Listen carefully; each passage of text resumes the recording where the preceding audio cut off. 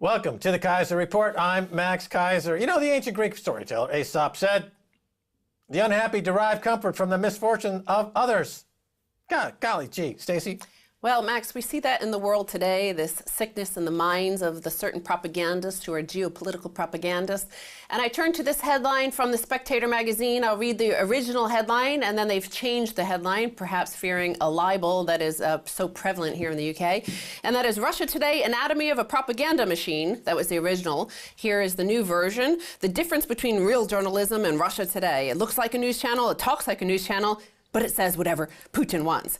This is from John O'Sullivan, and he credits himself at the bottom of the article, Max, as saying he's the director of the Danube Institute and a fellow of the National Review Institute. But according to the earlier version, he was actually credited with title executive editor of Radio Free Europe, which is financed by the U.S. State Department. So he's a propagandist for the U.S. State Department. He's writing a story about propaganda. By the way, there was recently a law change in America that made propaganda broadcast inside America legal. It used to be illegal, now it's legal. That's true. But the thing I really want to focus on is something that I've noticed here in the UK, is he mentions, why didn't Max talk about the ruble?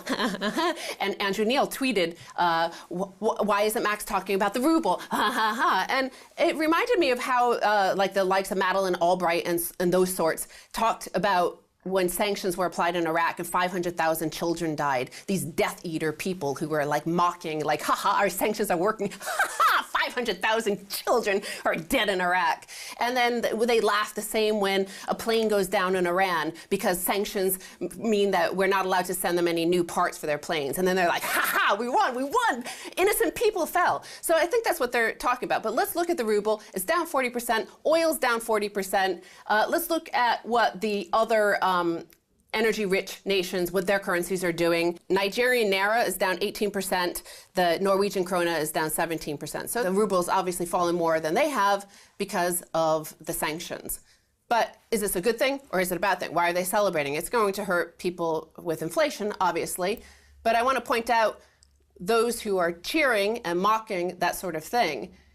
According to the fact is that as of 2013, Russians spent 60% of their pre-tax income shopping, the highest percentage in Europe. This is possible because many Russians pay no rent or house payments, owning their own home after privatization of state-owned Soviet housing. So they're laughing while the #1 consumers in Europe will have inflation domestically. So, why are they laughing? Because Germany will get hurt. Europe is on the brink of a deflationary spiral. You know, there are consequences to all of these things. We're in a globalized world, interconnected. Yeah, well, the collapse in the euro and the ruble as it relates to oil is a non-event because, as you point out, oil's down about the same amount of money. Since oil's priced in dollars, it works out to a wash. Basically, it's meaningless. Furthermore, the collapse in the ruble is not really what folks should be focused on, given the current geopolitical situation, which is focused on Ukraine. Let's look at the collapse of the Ukraine currency. The Ukraine currency is down. It's down more than any other currency in the world. And the whole point of the ruble being down and there being tension between Russia and the rest of the world is over Ukraine. And I think since the IMF is now teed up to have to bail out the Ukraine, all these people that are laughing, like Andrew Neil or somebody like that, their EU is going to force them to pony up some cash to go bail out the Ukraine. So the joke's on them. All the ones who are laughing about this are ones who get to bail out the Ukraine. Meanwhile, that's going to fail. And who's going to be left to pick up the pieces for, 1 shekel on the dollar? Russia, they're going to end up swooping in and picking up Ukraine for a song because of these jackasses in these other countries that think that this geopolitical nonsense as it relates to the ruble has any bearing whatsoever on the dismantling of Ukraine, like Greece. Greece was targeted and destroyed by the Troika and the IMF. So too Ukraine. Who's going to end up with the assets? Gee, I wonder. Well, exactly. We're going to talk a little bit more about the Ukraine because this is what the likes of this John O'Sullivan and Andrew Neil are laughing for. What they want is a currency crisis, but Russia is not even close to a currency crisis because basically a currency crisis is a balance of payments crisis. A balance of payments crisis is not going to happen in Russia because according to the IMF says in order for a nation to avoid a balance of payments crisis, they need 3 months worth of foreign reserves to cover imports. Well, Russia has enough for 1.7 years. Ukraine has enough for 6 weeks, which is why the IMF is there.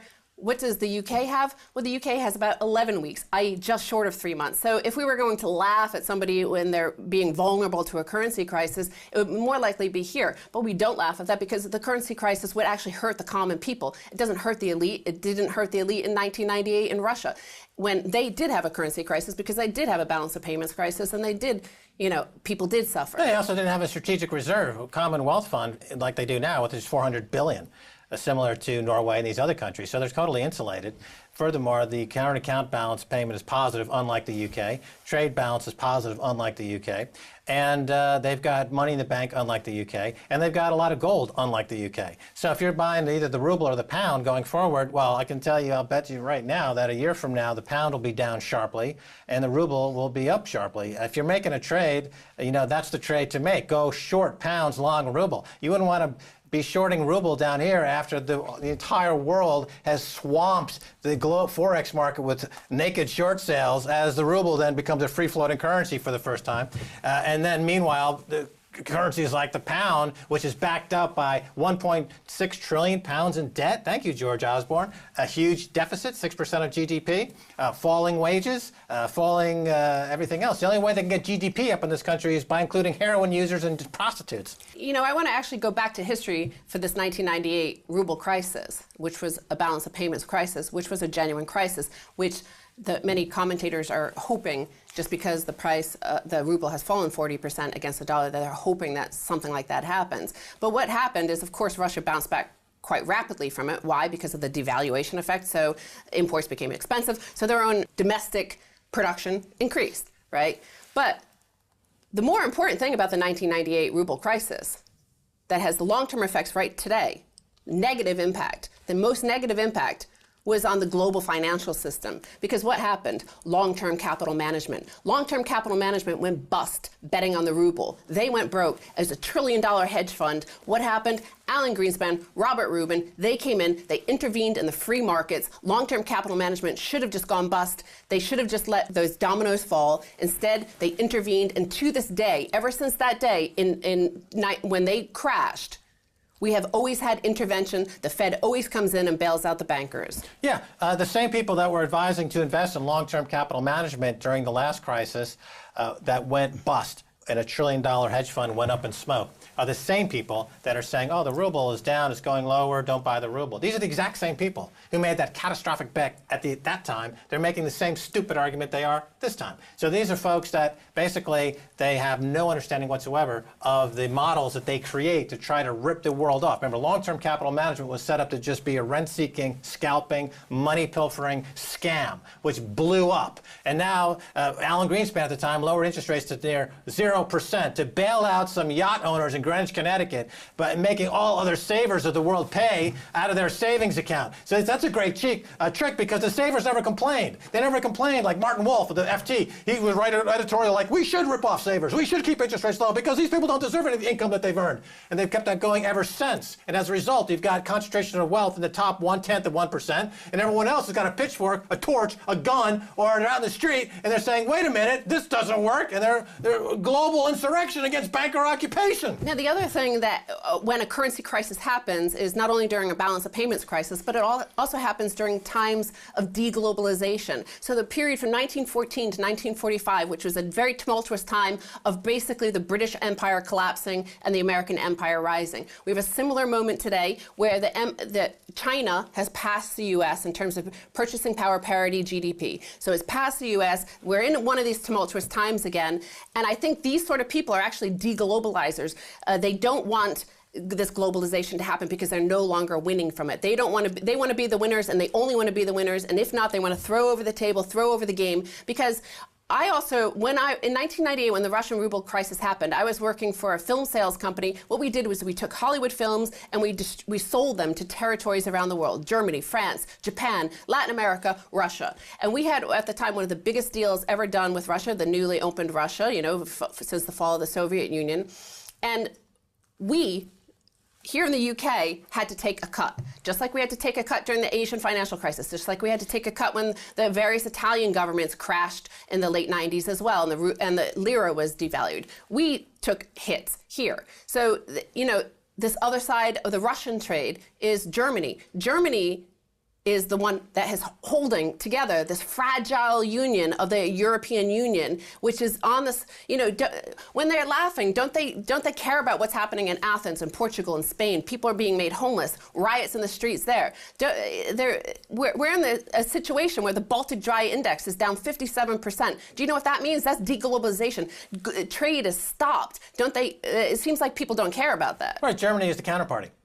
And they're taking all the counterparty risk, specifically in one German bank, Deutsche Bank, which has over $100 trillion in derivatives tied to energy futures and currency swaps that are tied a lot to the Russian ruble. So, yeah, sure, Russian ruble is down, but that means that, A, the Russian economy, which is based on stuff like gold and oil and shopping and real stuff, not paper financialization out of people's fing-fing, when it blows up, then Germany is going to go like a big, fat poltergeist into the nether world because it's based purely on the derivatives of Deutsche Bank. Plus the free markets. I want to say a lot of these people hate the free markets because what's happening is the Central Bank of Russia is not intervening. They spent $100 billion keeping it slowly declining, but they're not intervening anymore. What Timothy Ash of Standard Chartered says, the total absence of the CBR is interesting since they more or less moved to a free float. The CBR now seems to be defending their FX reserves like a troll on the bridge, said Timothy Ash in a note to clients. Now, BNE.EU says of this, that was the point of freeing the ruble. It allows the Russian economy to absorb shocks more effectively, and oil falling $10 in a week counts as a big shock. That's an automatic stabilizer. Your currency devalues. What happens? Well, as a result, because of the fall of the ruble, industrial production jumped by 5% in October. We also saw agricultural production jump by 16.6%. Right, in 5 years' time, there's going to be a new competitor in the aerospace market. Right now, it's a duopoly. You've got Boeing and Airbus. Well, Russia already produces the best jets in the world. We know that. They can get into commercial airlines and compete with these multi-billion-dollar contracts within 5 years, which is going to be helped by this lowering of the ruble. And the same Timothy Ash of Standard Chartered Bank says of the Ukraine is currently in a pretty critical condition and desperately in need of IMF's life support. So if we were going to laugh at somebody and their misery about a ruble or currency crisis, it would be that. But we don't laugh at people like that, and this is what the Death Eaters in the mainstream media, they want to laugh at that. The fact that we don't means we should be pointed at and vilified. Yeah, Andrew Neil just likes to blow money out the window for nothing because that's not very economically sound, is Andrew Neil. All right, Stacey, thanks so much for being on the Keiser Report. Stay tuned for the second half. A whole lot more.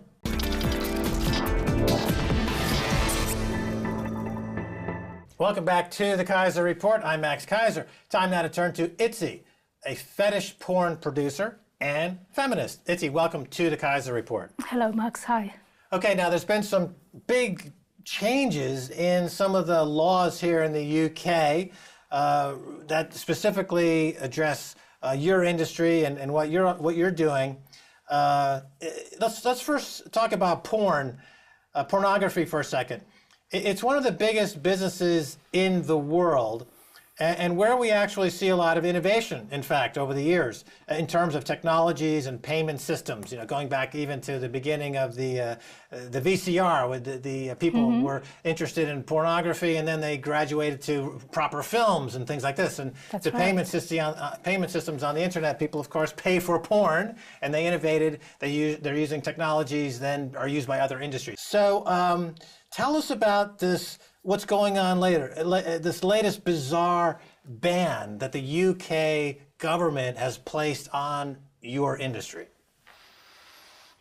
Right, the ban. I think the ban is, first of all, is just a way of deflecting. I think that pornography is, as has been said before by people like Miles Jackman, obscenity lawyer, is the canary in the coal mine in censorship. I think that porn is just an excuse for the state to introduce a state censorship. They're using the porn industry, or specifically online porn, and they think of the children, the availability of porn, that children can access porn very easily, as an excuse to introduce very draconian censorship. But I don't think that the state is interested. I don't think that the goal end is porn in itself, as censorship. I think what they are scared of is the future WikiLeaks, future Chelsea Mannings, future Edward Snowden. Right. So let's. So in other words, it's a bit of a Trojan horse. The government is coming down in a highly restrictive way because they are trying to introduce all kinds of censorship. Because, as you point out, politically they're very nervous about things like WikiLeaks and Edward Snowden, and they're trying to attempt to completely dominate every single nook and cranny of the internet. And one way to get the public behind this is to come out and say, oh, we're going to go after porn, because the public, the Daily Mail reader in this country would think, well, gee, that sounds reasonable. So am I hearing that correctly? It's kind of a Trojan horse in this respect. Yeah, I think so. You know, it's much easier to get support from the public and votes to say we're doing this to protect children and vulnerable women than saying we are doing this because you plebeians cannot be trusted with freedom of information and with all the freedom and ready availability, not of porn, but of information, and knowledge on the internet is our fingertips. I think that is the real issue. Now, I don't know if you saw this or not, Itzi, but recently the UK government decided that they wanted to increase their GDP, their gross domestic product figure, by including basically prostitution, which is not, I'm not saying is porn, but they're including prostitution and they're including drug use, heroin use. And they figured that if they were to make these inclusive in the Chancellor's annual budget review, both prostitution and drug users and black market drug use, that it would increase the GDP of the United Kingdom. And the reason they want to do that is to make the debt look smaller. So here on one hand, they're saying, let's include porn to make our economy look better. But at the same time, they're putting on censorship against porn to serve whose agenda, we're not sure. It seems like they're conflicted in their mind in a lot of ways. They don't really know what they're doing. Your thoughts? Well, as I said earlier, they know very well what they are doing. They're just not telling us the truth. But what you mentioned about porn and, you know, the volume of money it moves, I suppose that the government was referring to, let's call it the mainstream porn industry. I am a bit wary of using mainstream versus independent porn, but there are both exist and everything else in between.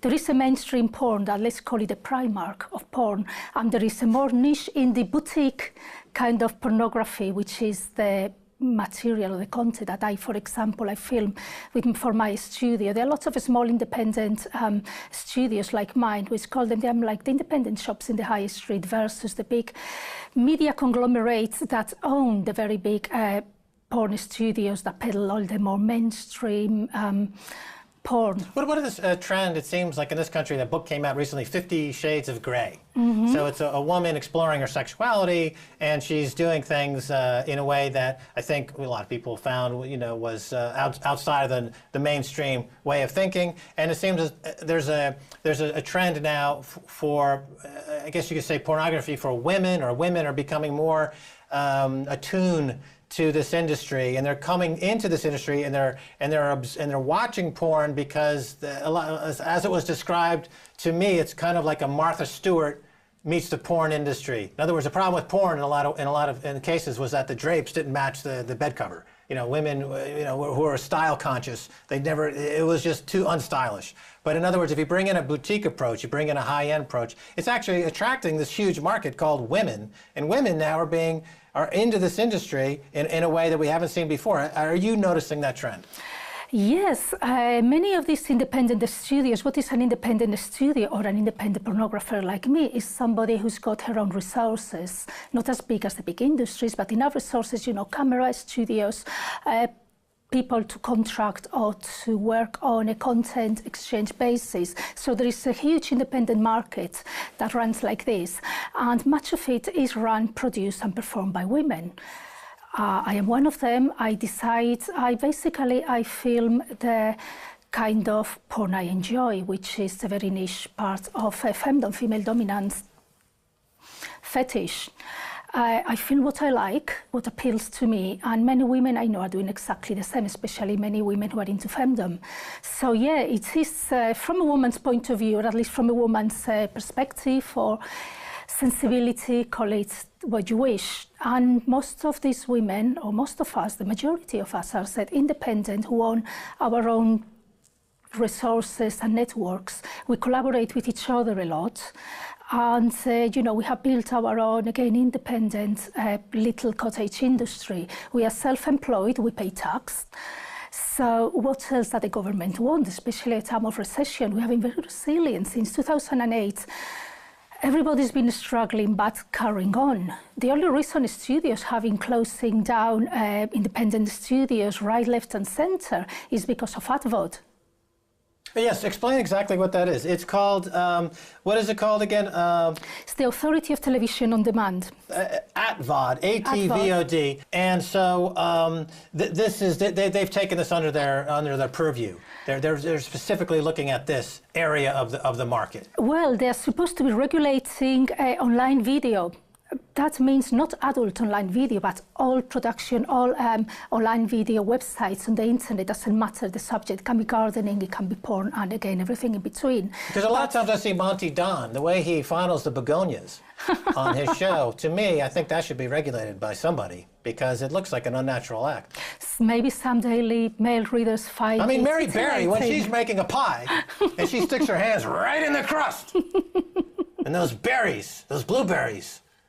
But that's a fetish. If somebody has a blueberry fetish, Mary Berry is a pornographer. I'm sure that Nigella Lawson probably has a lot to answer for that I think so. fetish. Well, I mean, in other words, this definition of what is pornography is a very nebulous, not terribly well-defined definition, so to speak. But so again, it gets to the point where this is just a blanket censorship initiative that is targeting porn, because this silly people who read the Daily Mail are going to agree with this because they, another thing in this country. Because they think they're protecting the children. Meanwhile, they're seeing, it opens us up to an enormous hypocrisy, because in Westminster, they're now involved in an enormous scandal where the establishment, going back to Thatcher's day, are involved in extraordinarily aberrant behavior involving minors and murder. And yet they don't seem focused on that in one scintilla of a moment. They're focused on hardworking folks in the alternative media business like yourself. How do you explain that dichotomy?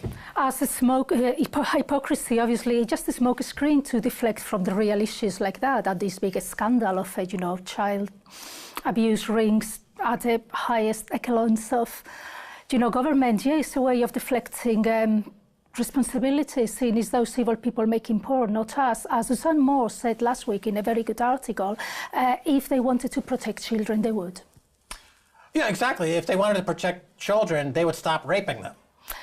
Yes. That would be a good way to protect kids. Like, hey, Westminster, you want to protect kids? Stop raping them. Stop murdering them. But it's so much easier to blame the small person, the people who are far more vulnerable, like small industries like us. Right. We are very easy to prosecute.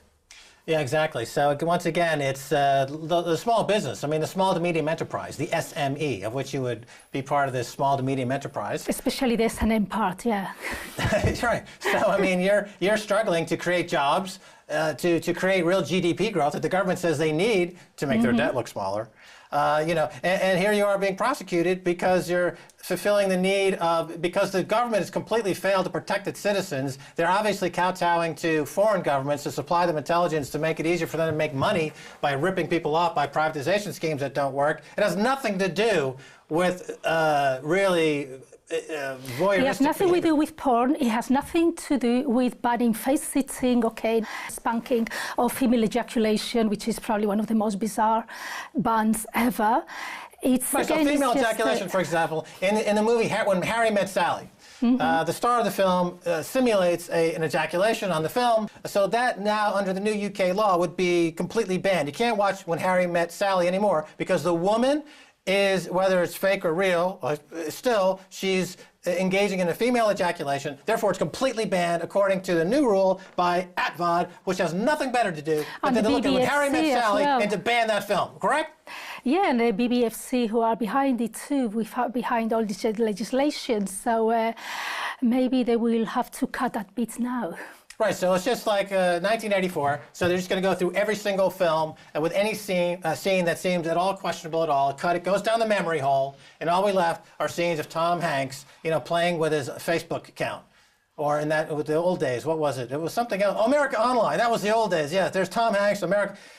Well, anyway, it's outrageous duplicity. We've got to go. Thanks so much for being on the Keiser Report. You're very welcome. Thank you very much.